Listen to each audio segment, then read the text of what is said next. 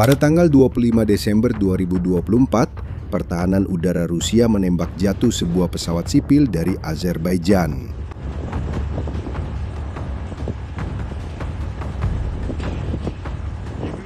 Secara keseluruhan, 38 orang tewas. Dan tahu apa reaksi otoritas Rusia?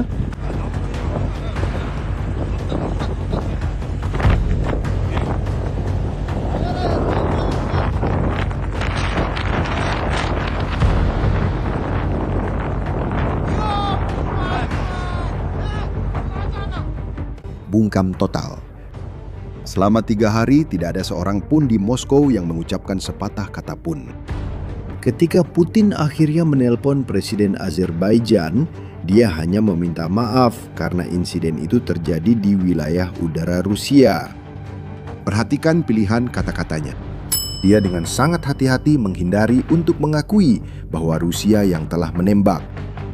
Selama 150 tahun, tetangga-tetangga Rusia tidak akan pernah berani menantang Putin untuk hal seperti ini. Mereka akan menelan penghinaan itu dan melanjutkan hidup. Tapi kali ini, sesuatu yang mengejutkan terjadi. Azerbaijan menuntut permintaan maaf. Mereka menuntut agar Rusia mengakui kesalahan. Mereka juga menuntut ganti rugi. Dan tindakan kecil penuh keberanian ini mengungkapkan sebuah rahasia yang coba disembunyikan Putin dengan segala cara. Karena kenyataannya begini, Putin memulai perang di Ukraina agar dunia kembali takut pada Rusia. Dia ingin dikenang sebagai pria itu yang mengembalikan kejayaan para Tsar dan Uni Soviet ke negaranya. Dia menginginkan patung-patung. Dia ingin namanya tercatat dalam buku sejarah. Tapi yang terjadi justru sebaliknya. Setiap bulan perang tidak membuat Rusia menjadi lebih besar, meninggalkan sebuah lubang. Dan lubang itu terbuka di tempat-tempat di mana perang tidak pernah sampai. Dalam video ini, saya akan menunjukkan kepada Anda bagaimana kekaisaran yang pernah Putin bersumpah akan dibangkitkan kembali justru runtuh di bawah kakinya. Dan yang lebih penting, siapa yang masuk melalui pintu yang dia biarkan terbuka. Mari kita mulai dari awal, dari rencana yang gagal total. Ketika Putin menginvasi Ukraina pada Februari 2022, rencananya sederhana dan cepat. Menguasai Kiev dalam beberapa hari, menempatkan pemerintahan yang bersahabat di sana, dan mengambil alih 15 triliun dolar kekayaan mineral Ukraina. Itu hanyalah langkah pertama dari papan permainan yang lebih besar. Dengan Ukraina dikuasai, Rusia akan kembali diperlakukan sebagai negara adidaya setara dengan Amerika Serikat dan Tiongkok. Tapi itu tidak terjadi. Lebih dari 4 tahun kemudian, garis depan nyaris tidak bergerak. Rusia menguasai kurang lebih 1/5 wilayah Ukraina. Dan untuk mewujudkan impian Putin, masih tersisa 80% lainnya. Lebih parah lagi, tentara Rusia yang dulu dipromosikan sebagai yang terkuat kedua di dunia telah terbongkar kelemahannya. Ternyata hanya macan kertas. Dan perekonomian pun merasakan dampaknya. Sebelum perang, Rusia tumbuh lebih dari 4% per tahun. Tapi sekarang, pertumbuhannya hanya sekitar 1%. Jadi jika bahkan Ukraina belum jatuh, apa yang tersisa dari rencana besar Putin? Jawabannya bahkan lebih pahit baginya. Karena target invasi itu tidak hanya bertahan, tapi juga menjadi lebih kuat. Coba pikirkan, Ukraina memasuki perang ini sebagai mangsa. Negara yang dalam benak Putin akan ditelan tanpa banyak usaha. Keluar dari perang itu sebagai kekuatan militer. Dipaksa untuk membela diri, Ukraina menjadi pemimpin dunia dalam bidang drone dan mengubah teknologi itu menjadi alat tawar. Dalam diplomasi, Ukraina menandatangani perjanjian selama bertahun-tahun dengan Arab Saudi, Qatar, dan Uni Emirat Arab, serta mulai menjual perlengkapan pertahanan ke Barat, bukan lagi bergantung padanya. Sebuah pusat studi Amerika, Atlantic Council, bahkan menunjukkan sesuatu yang mengesankan. Prajurit Ukraina saat ini seringkali tampil lebih baik daripada rekan-rekan mereka dari NATO dalam latihan bersama. Artinya, negara yang dulunya diperkirakan akan ditelan justru menjadi panduan tentang cara menghentikan Rusia.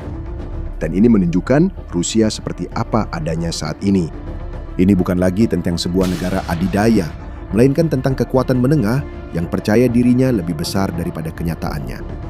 Dan inilah bagian yang mengubah segalanya. Selama beberapa dekade, negara-negara tetangga Rusia patuh hanya karena satu alasan: takut. Dari Armenia ke Kazakhstan, dari Azerbaijan ke Georgia, semua orang berhati-hati di dekat tentara raksasa itu. Tapi Ukraina baru saja menunjukkan kepada seluruh dunia bahwa tentara itu bisa dikalahkan. Dan pada saat rasa takut mulai retak, mereka yang sebelumnya patuh mulai menguji seberapa jauh mereka bisa melangkah. Yang pertama, menguji batas itu justru pesawat itu. Kembali bersamaku ke Azerbaijan, sebuah negara kecil yang kaya minyak, yang selalu hidup di bawah bayang-bayang tetangganya yang raksasa. Selama 150 tahun, Rusia menguasai Kaukasus, wilayah pegunungan antara Laut Hitam dan Laut Kaspia itu. Dan mereka memerintah dengan rasa takut, tidak ada yang berani menentang Moskwa. Lalu terjadilah pesawat yang ditembak jatuh, 38 orang tewas, dan Presiden Azerbaijan Ilham Aliyev melakukan hal yang tak terpikirkan. Dia berani melawan. Dia tidak menghadiri parade militer tanggal 9 Mei di Moskwa, tanggal yang paling sakral di kalender Rusia. Dia menutup pusat kebudayaan Rusia di negaranya. Dan ketika beberapa bulan kemudian, polisi Rusia membunuh 2 saudara laki-laki asal Azerbaijan saat dalam tahanan di sebuah kota Rusia, Azerbaijan membalas dengan cara yang sama. Mereka menangkap orang Rusia dan memperlihatkan gambarnya. Saat itulah, pada bulan Oktober 2025, Putin akhirnya mengakui bahwa rudal Rusia menembak jatuh pesawat yang kami tunjukkan di awal tadi. Dan akhirnya dia meminta maaf. Permintaan maaf yang sungguh-sungguh. Dan pada tahun berikutnya datanglah kesepakatan ganti rugi. Tapi kerusakan yang mendalam tidak bisa diperbaiki hanya dengan berjabat tangan. Karena yang hancur di sana bukanlah sebuah perjanjian. Yang hancur adalah rasa takut. Dan rasa takut sekali hilang tidak akan kembali hanya dengan permintaan maaf. Dan itu tidak berhenti di Azerbaijan. Lihatlah ke Armenia. Selama beberapa dekade, Armenia adalah sekutu paling setia Rusia di wilayah tersebut. Pada bulan Juni 2026, Perdana Menteri Nikol Pashinyan memenangkan pemilihan. Dan dia menang. Dan dia menang meskipun ada tekanan berat dari Moskow yang bahkan mengancam akan memutus pasokan gas murah yang menyuplai negara itu. Dia menang dengan bergerak ke arah Eropa. Dan siapa yang muncul di sisi lain menawarkan pelukan? Presiden Amerika Serikat, Presiden Republik Azerbaijan, dan Perdana Menteri Amerika Serikat. Amerika Serikat. Donald Trump secara terbuka mendukung Pashinyan. Dan dia melakukan lebih dari itu. Dia mempertemukan pemimpin Armenia dan pemimpin Azerbaijan di Gedung Putih untuk menandatangani perjanjian damai, mengakhiri konflik yang telah berlangsung lebih dari 30 tahun. Mereka bahkan menamai koridor penyeberangan itu dengan nama Trump. Coba pikirkan itu. Rusialah yang selama 150 tahun menempatkan dirinya sebagai hakim di Kaukasus. Rusia juga yang menengahi gencatan senjata antara Armenia dan Azerbaijan pada tahun 2020. Itulah perannya. Peran sebagai penguasa di wilayah itu. Sekarang yang menjadi penengah perdamaian antara kedua negara itu adalah Amerika Serikat. Di sebuah meja di Washington, dengan Putin hanya bisa melihat dari luar. Halaman belakang Rusia sudah berganti pemilik. Dan kalau kamu pikir ini hanya soal Kaukasus, sudut jauh di peta, bersiaplah karena pola yang sama sedang menyebar dan semakin parah. Dimulai dari tetangga terdekat, lalu semakin menjauh. Moldova yang persis di perbatasan sedang berlari menuju Uni Eropa. Di Asia Tengah, negara-negara seperti Kazakhstan yang dulunya berada kokoh dalam OPSCO mulai mencari mitra lain seperti Eropa dan Tiongkok. Sekarang jika kita menjauhkan peta lebih jauh lagi, situasinya menjadi semakin dramatis. Karena Rusia tidak hanya menjanjikan perlindungan untuk negara-negara tetangganya saja, Rusia juga menjadi pelindung bagi rezim-rezim yang tersebar di seluruh dunia. Rusia menjual senjata, mengirim pasukan, dan bersumpah akan membela sekutu-sekutunya dari segala ancaman. Perlindungan inilah yang memberikan Rusia kekuatan dan prestis jauh dari tanah airnya. Dan satu persatu sekutu-sekutu itu jatuh, sementara Rusia hanya menonton tanpa berbuat apa-apa. Lihat saja misalnya Suriah. Selama hampir 10 tahun, Rusia mendukung diktator Bashar al-Assad. Rusia melakukan intervensi militer pada tahun 2015 untuk menyelamatkannya. Assad adalah trofi Moskow di Timur Tengah. Pada bulan Desember 2024, sekelompok pemberontak bergerak menuju ibu kota Damaskus dalam sebuah serangan kilat, dan pasukan Rusia sebagian besar hanya menonton saja. Assad melarikan diri dan kerumunan massa merobohkan patung-patung rezim yang telah dilindungi Rusia selama bertahun-tahun di alun-alun. Dan bukan hanya Suriah, di Venezuela, pemerintahan Maduro yang telah dipersenjatai dan didukung Rusia selama bertahun-tahun runtuh sepenuhnya di bawah tekanan Amerika Serikat. Di Iran, mitra yang dirayu Moskow terpukul dalam perang dengan Israel. 3 sekutu yang Rusia bersumpah akan lindungi dan 3 kehancuran. Dan tahu apa yang paling menarik? Di antara semuanya, Rusia tidak menggerakkan satu jari pun. Seperti yang bisa Anda lihat, Rusia sudah bukan lagi kekuatan yang menentukan siapa yang berkuasa. Sekarang Rusia hanya menjadi salah satu pemain yang mencoba menyelamatkan apa yang bisa dari kehancuran. Dan pesan yang bergema ke seluruh dunia sangatlah sederhana dan menakutkan. Perlindungan Rusia sekarang sudah tidak ada artinya lagi. Dan kemudian kita sampai pada pertanyaan yang benar-benar penting. Kenapa? Jika Rusia meninggalkan semua kekosongan ini, semua kekosongan kekuasaan di seluruh dunia, pasti ada yang mengisinya. Tapi siapa? Jawabannya adalah nama yang sudah sangat kamu kenal. Tiongkok. Dan disinilah cerita menjadi benar-benar suram bagi Putin. Karena sementara dia menghabiskan setiap rubel dan setiap prajurit di Ukraina, Tiongkok diam-diam masuk melalui pintu belakang Rusia sendiri.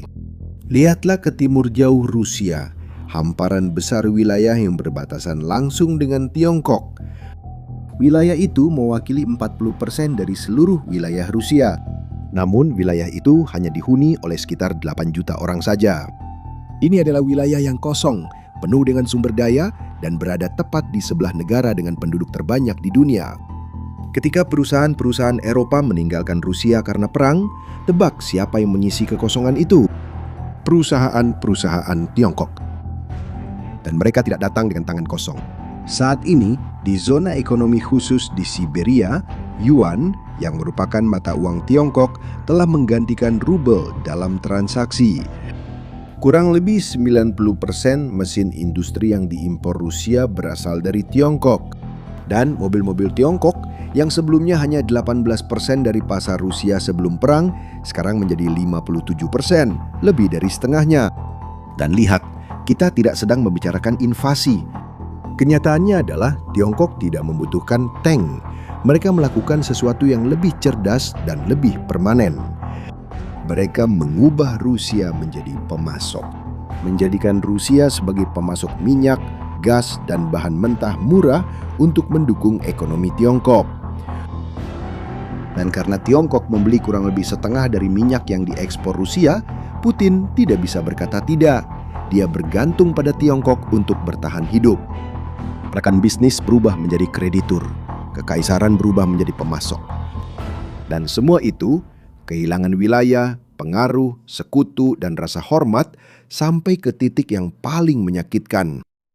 Kantong warga Rusia biasa. Karena biaya perang ini dibayar di dalam negeri. Harga-harga melonjak. Pada awal tahun 2026, harga makanan di Rusia naik lebih dari 20% dalam 1 tahun. Untuk mencoba menahan inflasi ini, suku bunga naik menjadi lebih dari 14%. Dan itu dengan sendirinya sudah mencekik siapapun yang membutuhkan kredit. Di kasir, beberapa harga bahkan lebih tinggi daripada yang tertera di label. Pada dasarnya, ada pemberitahuan di mana-mana yang mengatakan bahawa produk sedang diberi label harga ulang dan harga yang diperbarui adalah yang ada di kasir. Hanya pada tahun 2025, lebih dari 200.000 usaha kecil dan menengah menutup usahanya. Dan dana kekayaan negara Rusia, tabungan yang seharusnya menjadi bantalan negara untuk masa-masa sulit, telah menyusut menjadi kurang dari setengahnya dalam 4 tahun. Semuanya terkuras untuk membiayai perang. Saya tahu angka-angka itu abstrak. Biar saya tunjukkan seperti apa wujudnya dalam kehidupan nyata. Di berbagai tempat di Rusia, kekurangan bahan bakar menyebabkan antrean panjang di SPBU. Dan ini bukan antrean beberapa mobil saja. Antrean-antrean itu, jika dilihat dari atas, membentang hingga beberapa kilometer. Deretan kendaraan yang berkelok-kelok melintasi lanskap tak terlihat ujungnya. Di jalan raya yang menghubungkan Moskwa dan Sang Petersburg, jalan utama negara ini, satu lajur penuh telah berubah menjadi antrean di SPBU. Dan saat terjadi kelangkaan yang melimpah justru keputusasaan. Di kota Krasnodar, antrean untuk mengisi bahan bakar berubah menjadi perkelahian. Dua pria terlibat dalam perkelahian, berguling di atas lantai batu, bertarung demi hak untuk mengisi tangki. Inilah keseharian yang dibangun Putin untuk rakyatnya sendiri, sementara ia mengejar mimpi kejayaan. Pada titik ini mungkin Anda sedang bertanya-tanya tentang sesuatu. Jika semuanya memang seburuk itu, mengapa Rusia belum benar-benar bangkrut? Itu pertanyaan yang wajar dan jawabannya cukup mengungkap banyak hal. Untuk memahami hal ini, kamu perlu tahu satu hal. Sumber uang terbesar Rusia adalah menjual minyak. Ketika harga minyak per barel tinggi, uang pun masuk ke kas negara. Ketika harganya rendah, kas negara pun tertekan. Sesederhana itu. Lalu, pada Februari 2026, terjadi suatu kebetulan di belahan dunia lain. Sebuah perang antara Amerika Serikat dan Iran menutup Selat Hormuz. Dengan jalur itu terblokir, dunia kekurangan minyak. Dan harga minyak melonjak menjadi lebih dari $100 per barel. Kamu paham apa artinya ini? Tanpa melakukan apa-apa, Rusia melihat minyaknya sendiri menjadi jauh lebih berharga dalam semalam. Uang tak terduga ini menutup defisit anggaran dan menunda krisis. Artinya, Rusia tidak bertahan karena rencana Putin berhasil. Rusia bertahan karena kecelakaan geopolitik memberinya banyak uang. Karena keberuntungan. Itu adalah perpanjangan hidup yang terjadi secara kebetulan. Dan kebetulan itu tidak bertahan lama. Ketika harga minyak turun, dan suatu saat pasti akan turun, yang tersisa hanyalah apa yang benar-benar dibangun oleh Putin. Dan apa yang dia bangun adalah ini. Putin menginvasi Ukraina agar dunia kembali takut pada Rusia. 4 tahun kemudian, Azerbaijan menantangnya tanpa rasa takut. Armenia menandatangani perdamaian di Gedung Putih, bukan di Kremlin. Assad, sekutu itu, telah jatuh. Dan Yuan Tiongkok beredar bebas di Siberia, Rusia. Bertahun-tahun yang lalu, Senator Amerika John McCain mengucapkan sebuah kalimat yang menjadi bahan lelucon. Dia mengatakan bahwa Rusia tidak lebih dari sebuah pom bensin yang menyamar sebagai negara. Pada saat itu, banyak orang mendengar pernyataan itu sebagai sebuah provokasi, sebuah pernyataan politisi yang berlebihan. Tapi hari ini, melihat Rusia yang hanya bertahan karena harga minyak dan memasok bahan mentahnya ke Tiongkok, kalimat itu sudah bukan lelucon lagi. Dan disinilah saya lemparkan pertanyaannya kepada Anda. Setelah semua ini, menurut Anda, apakah Putin masih punya peluang untuk bangkit kembali? Atau kerusakannya sudah tidak bisa diperbaiki lagi? Tinggalkan pendapat Anda di kolom komentar karena saya ingin membacanya. Jika Anda sudah sampai di sini, Anda pasti sudah paham bahwa kanal ini tidak memberikan informasi yang dangkal. Di sini kami menunjukkan bagaimana kekuasaan benar-benar bergerak di balik berita. Jadi berlanggananlah ke kanal ini agar tidak ketinggalan analisis berikutnya. Dan ada satu bab yang belum aku ceritakan padamu. Sementara kehilangan pengaruh di seluruh dunia, Rusia juga berisiko kehilangan sebagian wilayah yang telah didudukinya sejak 2014. Crimea. Perlahan-lahan Ukraina sedang mengisolasi semenanjung itu dan mengubah trofi lama Putin menjadi simbol dari semua kegagalannya. Bagaimana hal itu terjadi akan saya jelaskan di video berikutnya. Cukup klik di sini.